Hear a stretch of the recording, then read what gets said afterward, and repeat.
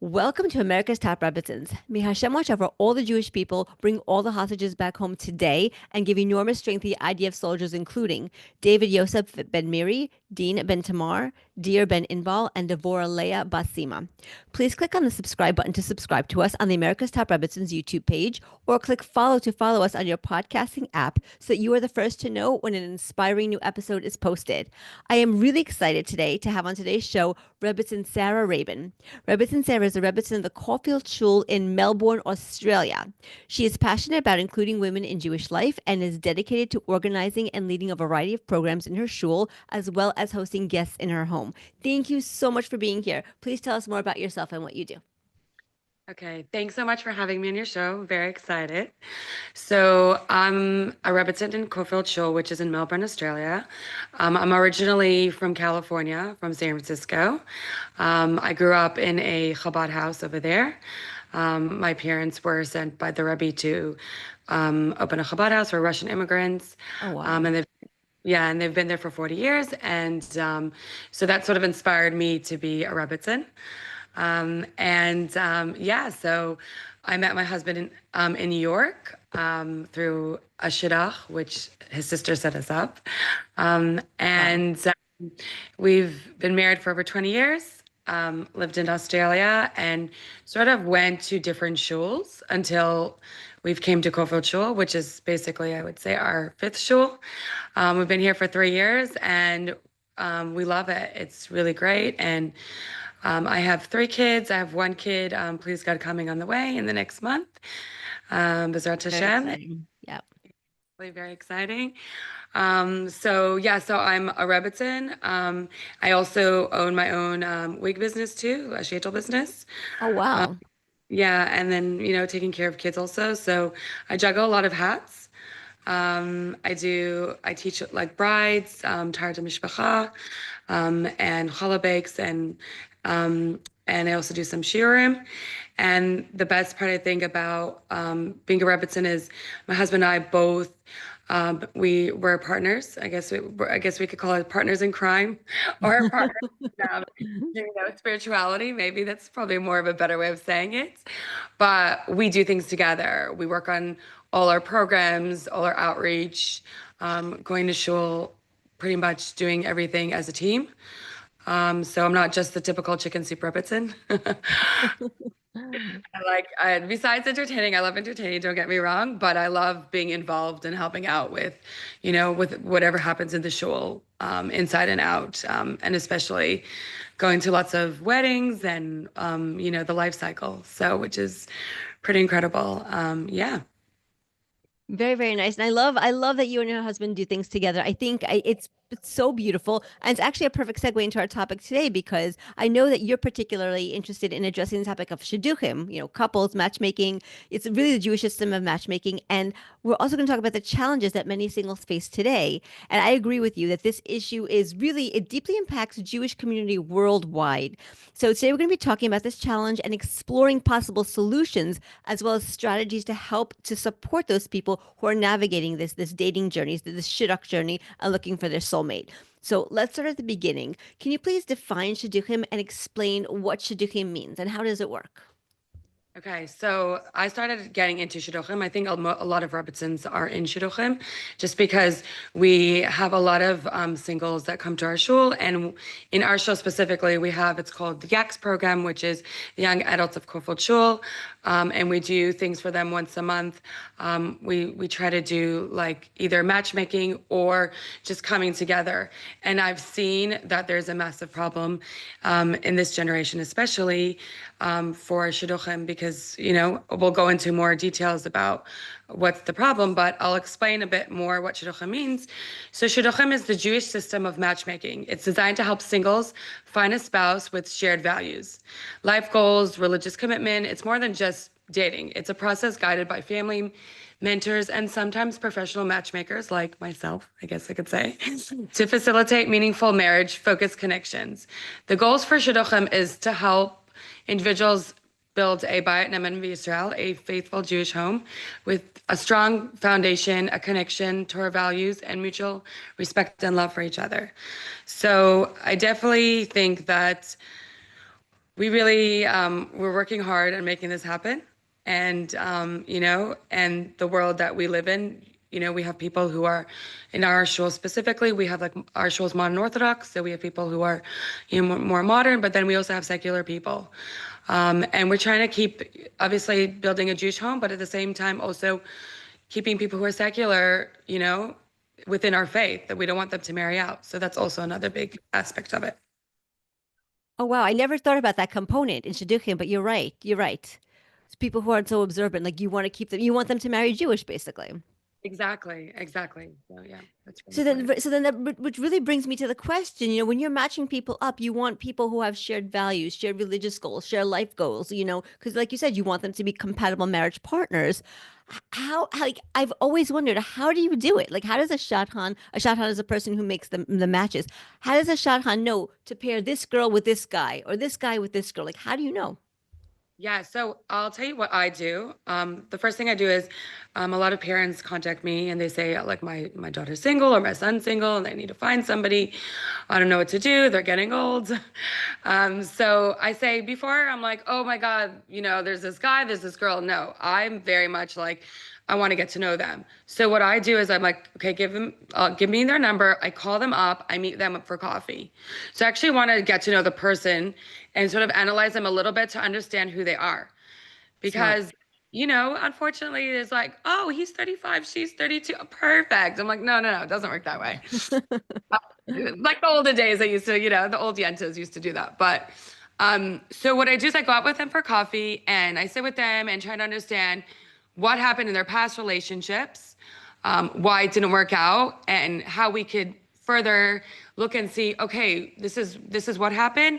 Let's see what we could improve, or maybe there's certain aspects that you're attracted to which is actually not good for you. Then maybe let's look for something else. So sort of getting to know them on a one-on-one basis really helps. So that's the first thing. The other thing is also, I have a few friends in the area who are also matchmakers, and we sit down together and we sort of have a bit of a resume, a photo of the person, a bit about them. And because I meet them or have met them, it helps that I could be like, hey, this is this kind of person, this is the personality, this is what they're looking for. And then they do the same thing. And then we help each other and we swap names and then be like, okay, you set this person up, I'll set this person up. And it really makes a difference. It really helps when you have other people helping you do this together. So I think it's pretty impressive. And it's pretty, I really think that helps when it's not just you doing it by yourself. You have sort of a team. That's really beautiful, actually, that you all work together. You're not competing against each other. You're not matchmakers competing, but you're working together as a team because you all have the same goal to match up Jewish people with each other. Like you really are on the same team doing the same type of work.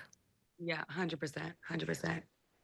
So now that we understand what shiduchim is, so let's talk about the challenges that single people face in our modern world today. I mean, the reality is that it's really difficult to meet the one. It's not such a simple thing, and the truth is that we're living in a fast-paced world. We're distracted by technology, focused on seminary, college, work, friends, family, and just life.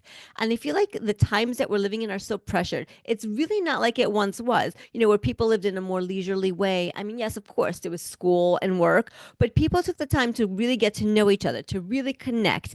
And, instead of rushing off to the next person, to the next event, or to check off the next item on their to-do list, it was more of a people culture, a culture of connection. And I feel like now we're living in a more superficial culture where technology is king. People don't get to know each other deeply because we're always running from one thing to the next. But those are really just my thoughts. I wanted to see if you can please share your thoughts about why singles are finding it so hard to meet the one. Okay, so I have about 5 points that I want to sort of discuss, Awesome. um, that are, the challenges. So the first thing is the pace of life. As you mentioned, life is incredibly fast paced. People are constantly juggling careers, social lives, personal growth, and responsibilities, which leaves a little time for deep, meaningful relationships. Yeah. So that's the first thing. And then the second thing is technology and distractions. With dating apps, like Bumble and Tinder and J Swipe and all that stuff, social media, digital communications, they're endless options, but sometimes this leads to superficial interactions instead of like a real connection. And then I'll just go through all the five and then I'll go more into it. So high expectations and fears of commitment. Many singles feel pressure to find the perfect match and may struggle with commitment, fearing that they could find someone better. Right. Which I call the disposable generation of, oh, there's, we'll throw out the spoon, we'll throw out the fork. There's always someone better. The number 4 is social circles and geography. In smaller Jewish communities, options may be limited, while in larger communities, people may feel overwhelmed by too many choices.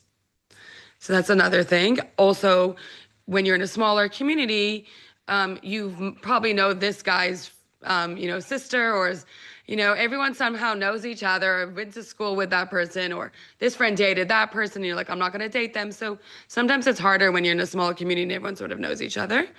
Yes. And the last thing is emotional readiness and past experience. Some individuals may not yet be emotionally ready for marriage due to personal growth, past heartbreak, or unresolved fears about commitment. Ultimately, the key is to slow down, focus on what truly matters in a spouse, and build relationships based on genuine connections rather than external pressure. So those are like the 5, I think, summarizing what the difficulties are. But I'll go back into number 1, which is pace of life and social media and juggling things. I think this generation that we're in, everyone's is constantly working and going to the next thing and running and, going out with their friends. And they're not actually sitting down and being like, okay, like I actually want a person in my life who I could have a meaningful relationship, not just, a online relationship or, a 5-minute, or they come there and they're like, I don't like the look. I don't like that. It's very superficial. So I think that is one of, I see when it comes to, with our young adults. And I think that's the problem. So that's why we in our shul, which I think makes it a bit easier, is we do it on Shabbos. And so that nobody actually has their phones. Hold on. Very smart. Is that what I mean? Yes. So that way, so they don't have their phones, there's no distractions. And obviously for those people who are not as, religious, observant, they know when you come into shul, you don't have your phone. So that already helps with that distraction, because if you come into a scenario with your phone, that's it. Like you get bored in 2 seconds and what happens? Everybody's scrolling, they're on their phone, they're checking the emails. Yep. Or they're going, oh, I see that person on Tinder, that person was on Bumble, that person's on JSwipe, or, all the different apps that are out there. And they'll be like, nah, not really what I want, not my style. So that's also, that makes it hard. So I definitely think that having no phones, putting it away, coming to a singles event definitely helps. What I do, which besides obviously organizing it, I actually walk around and I talk to people. And I try to actually set people up on the night. Oh, wow. Okay. Yeah. So I do know a lot of people because from my shul, so I've met them. So then I see the other people and I'm like, oh, yeah, they would be perfect. And we actually made about 6 or 7 shiduchim through that. So that I definitely think that would help. And that's what I think, people around the world, if they're single and they want to find someone, I think going to Shabbat, young adults or Shabbat dinner really helps. And can help connect. Obviously, going to a matchmaker helps to help facilitate, but I definitely think going to this kind of things and sort of slow pacing yourself helps to sort of put your head in that mindset. Do you feel like when the people come to the events, because I mean it's a singles event, it's not, it's not hidden, it's obviously a singles event. Do you feel like the people, both men and women, are coming in with an open mind? Like, do you feel like they're coming in with, maybe I'll meet somebody interesting, maybe I'll meet somebody that I like, open-minded versus closed-minded? Okay, that's a really good question. And yes and no. Okay. I'll tell you why. Some people do come in with an open mind and like, okay, that's it. Like I'm coming, I'm gonna find someone. And then you have the people who come there, sit in their little table with their friends, and they're like, and what I see, which I sat with a few girls, and I'm like, they don't make an effort. They're wearing their, casual clothes, their hair's not done, their makeup's not done. And I'm like, listen, girls, I love you guys, but if you want to find a guy, you have to make an effort too. Right. They've never made an effort to dress up, put their suit together or whatever they you need to make an effort to come to a singles event. You need to make sure your hair is done, your makeup's done, and you look nice. Because then you show the guy that you also made an effort. And I think it's important that both the guy and the girl both makes an effort. Yes. But when you sort of come in and you don't really care about what you look like, and then you go, well, I'm single and I don't know why. Well, you haven't done the first part, you know? So I've actually sat a few times with some girls at the tables. The reason I'm saying girls is just because, this is what we do. We need to We sometimes sit put together, right? Exactly. Yes. we sit together and then the guys get intimidated to come in. So I sat with a few girls and explained to them, and I've seen a difference. Like I've helped a few girls just because I do shadels, I do hair.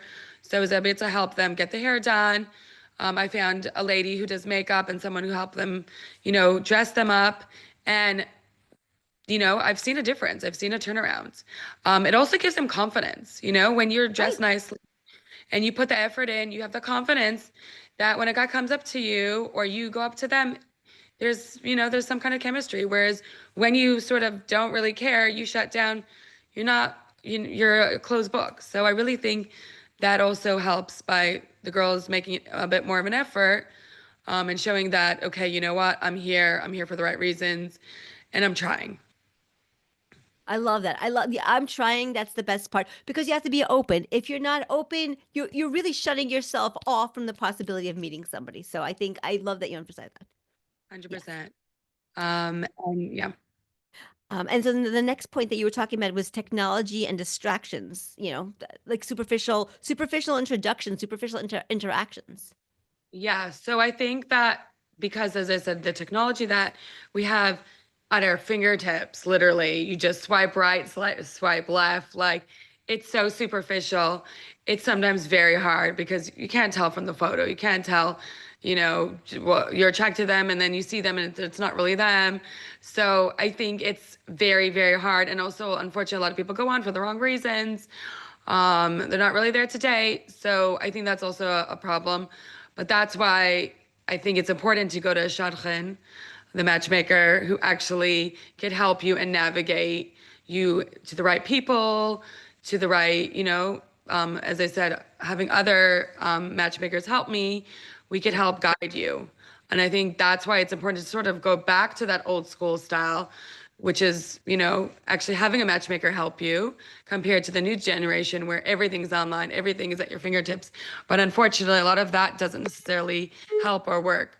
So I definitely think that sort of going back to the old school, but at the same time, we're not that old fashioned Rebbetzin who, has a little hat and a little suit and intimidating.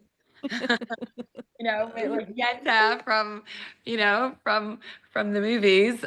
It's Fiddler in the Roof. No, it's not that style anymore.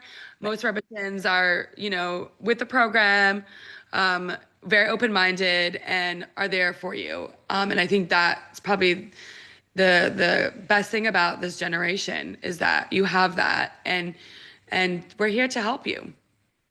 And so you bring up a very good point. You personally, do you do matchmaking just in Australia, or do you also do it like worldwide, like via Zoom? Yeah, so that's a really good question. I do now for Australia. Eventually, I'll do probably overseas, but we do help people like I guess in my shul itself, it's more modern Orthodox slash traditional, but I Right. do sometimes help people in the more formal world, where people actually date people from New York and California and America and London with Australians. So I do help out with other matchmakers who do that. So, we sort of all work together, but my expertise over here is mainly in Australia.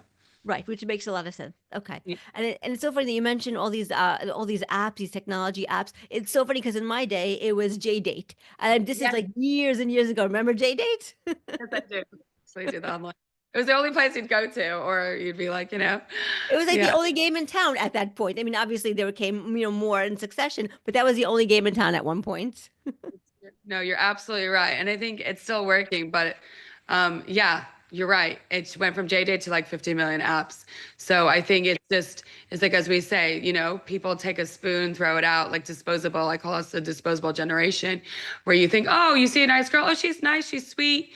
I really like her, but I think there might be someone better. Okay, I'm gonna go back on the app and find someone else. And that is the problem. Like the young adults, they just think there's always something out there that's better instead of focusing on, no, what's good for me. Okay, yes. So, and I guess we'll go on to that more with the next question. The Right. No, puzzle. for sure. For sure. But I love exploring all your points because I think you hit the nail on the head. I think you're really, really, really right on point. And this third one is one that I'm particularly interested in because the third one is high expectations and fear of commitment, which I Yeah. think this is a huge, huge point. Like, what are you seeing from like the singles in Australia? So I think that I think it's not just Australia. I think it's the generation. I Yes. really do. Yes. I think the generation that we are in, people are scared of committing to things because maybe there's something better, as I was saying before. Maybe I haven't seen enough. Maybe this person, there's one little thing that I don't like about them. Okay, let's just go to the next thing. Like, no. And that I think that's the problem with the commitment is that people always think that they could get better. Or two, they don't want to work on it. They think that, oh, this person has one fault that forget it. I'll find someone without it. No, like everyone has their flaws. No one's perfect, Right. And I always tell when I speak to, the guys and the girls, I always say, listen, you pick top three, you do three things that you are non-negotiables. That's it. Everything else you're gonna have to work on. That's marriage. The Right. happily ever after. Great. But there's no such thing as happily ever after because happily ever after means that you have to work on your relationship for your entire life if you want your relationship to be successful.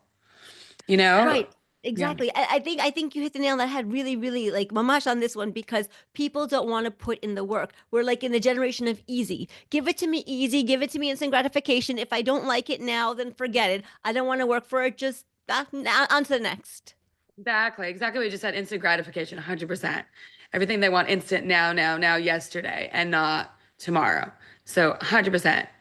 And I think that's why you have, older people like me and you and who lived in the generation before that understands that it's not reality and just to help guide them. I think that's what they need. They need a little bit of assistance. I like that because it's true. It's true. They do need a little assistance because if you're so young, and let's talk about. I was going to ask you this: how young are we talking about? Like the people that you're working with? What I would say generation? I would say 20s and 30s. I think Okay. anyone from 35 and up is different. They Okay. understand a bit more. Yes, when they're 35 and up, it's always harder because they're sort of more stuck in their ways. But I feel like the new generation of the early 20s and early 30s, I would say something like that, Okay. is sort of this new generation of, me, now, Yes. and not really understanding the generation without phones, without mobile phones. Right. It's so true. It's so true. And the fourth thing you mentioned was social circles and geography. And you're right. I mean, like if you're in a smaller town in a, smaller Jewish community, you know everybody. Maybe you went to school with somebody's sister or somebody's cousin, or their mother was your teacher. In smaller communities, everybody is on top of each other. 100%. And that's the thing with where I'm in Melbourne, Australia. We have maybe, four or five Jewish schools, and that's it. It's not a massive community.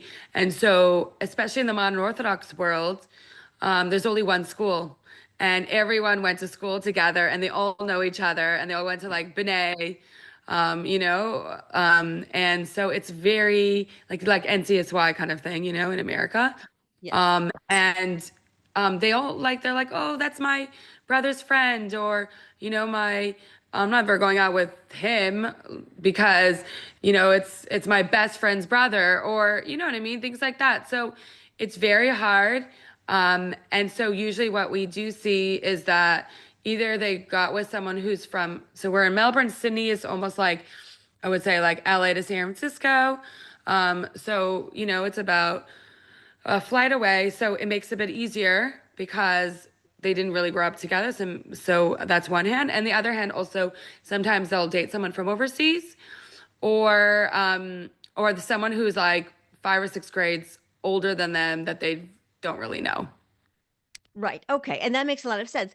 But it's so interesting because I'm from New York. I grew up in New York, and we have something in New York, a section in New York called the Upper West Side. If you're from the area, you know what the Upper West Side is.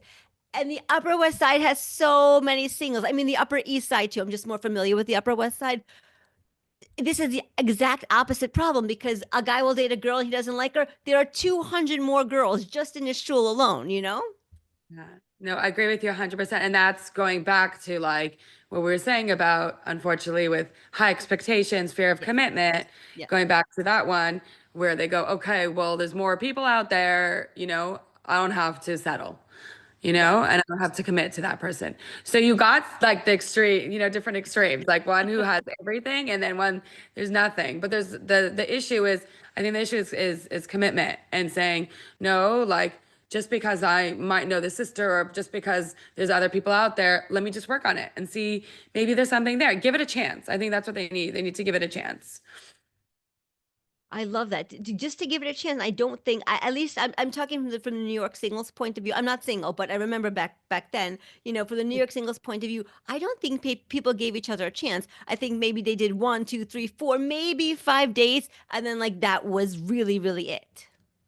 Yeah, but I think now it's like one or two. If you're lucky, you get a second date. That's true. Yeah, this was like 20 years ago, but you're right. Now Yeah, it's a little bit no, I'm you're right. saying now it's like one or two, and they don't even give it a second chance. And that's my philosophy is always, Yes. even if you don't like the person, even if you didn't feel chemistry, give it a second date because you Yes. never know. You never know. You might, and I've actually set a few people up that gave them a second date and they're married and, have a beautiful marriage. Because the first date, the guy was shy or the girl, wasn't talking or something happened because they were just a little bit intimidated. Nervous, maybe. Yeah. Yeah, exactly. Nervous or anything. Yeah, exactly. So I definitely think that's something that we all try to push a bit. Yes, for sure. And the fifth one is emotional readiness and past experience, which I think is so interesting because this one I could see across the board. This one I could see going from singles to 20s all the way to 40s and 50s. Like, this is a big thing. Just because somebody is like 40 doesn't even mean that they're emotionally ready at that point. And past experience, if they had a really bad relationship in the past, no matter how old they are, they're going to be a little gun shy to jump into anything. Yeah, 100%. And so that's usually when I speak with people and I see that, when I go out with them for coffee, what went wrong, why they still single. And it usually has to do with past experiences that they just got, something happened and they're just burnt. So I think that's number one. I think I always tell them like maybe it's time to go for therapy, get some therapy, and try to help, move past that. But you definitely don't just move on. I'm not into just moving on, but you have to get yourself emotionally ready, and I think that's important. So definitely, a psychologist is something that I always suggest. And the other thing with emotional readiness, sometimes they're immature, and sometimes they need a little bit of a kick in the yeah, Yeah. like just a little bit of a push kind of thing.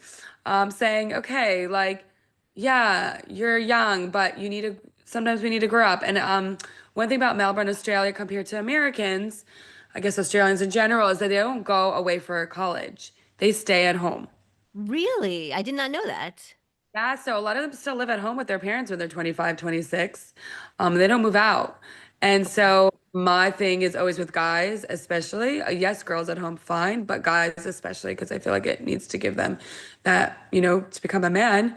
I tell them, I'm like, you need to move out of home. You got to go get your own apartment, learn responsibility. When you learn responsibility, you become a bit more a grown up, emotionally ready, and not having your mom do your laundry or your cleaning lady, So it really helps. I've done that with a few guys, and they actually found a girl the next, few months. So, because they're sort of like just still at home and their mom's telling them everything and they're just, it's too much for them. They just can't handle it. So I Right. think it's just getting out of the house, growing up a bit, and you said like Upper West Side, there's a lot of people who are from all around America that moved to the Upper West Side Yes.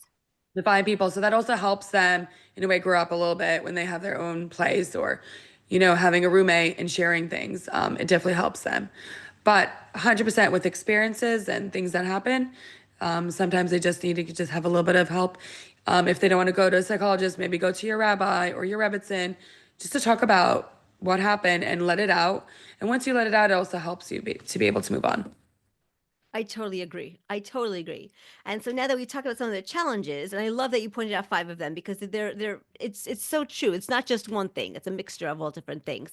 So I want to now talk about solutions because what do you see as some of the possible solutions that will help singles meet the person who is really really right for them so that they can have a long lasting marriage, which is really the goal. Yeah, so here's a few that I've come up with. So, number one was clarity on values and priorities. So, singles should take time to reflect on what truly matters to them in a spouse, values, character, and long term compatibility rather than just superficial qualities. Okay, so that's the first thing. So, talking about values and clarity and priorities. The other thing is seeking guidance, like sort of what I was saying before, that either you need to go to a therapist or speak with a mentor, rabbi or rebbetzins, or married friends that could provide valuable insights and help singles gain perspective on what makes a strong marriage, I love that. which I think is really important. The other thing is also about hishtadlus with Amuna. While it's important to put an effort going on dates, networking, and being open-minded, singles should also remember that Hashem has a plan and that things will happen on the right time. True. So we got to bring a bit of, Amuna and Hashem in it. It's for And sure because it really is Hashem. I mean, Hishtadlus is effort. So, I mean, definitely we have to, like you said before, we have to get dressed. If we're going to a singles event or if we're going on a date, we can't go in our pajamas or sweatpants. Like we really have to put some effort in. You know what I'm saying? 100%, 100% agreed. And then exactly. So once you put the effort in, then you say, okay, Hashem, I've done my part. Now it's up to you. Now we have to have, Exactly. enough for Hashem, 100%. Yeah. And then the fourth thing is fostering real connections. So instead of focusing on checklists or speed dating, singles should take time to really get to know the person in front of them and assess emotional and spiritual compatibility. Sorry. Because it's really important, as we said before, that they can't just have a one date. They need to go a second date or a third date, and really go, okay, like it's not just about this. It's about, do we have a connection? What do our values? What do we want in life? The more important things, and just being like they ticked everything off. Right.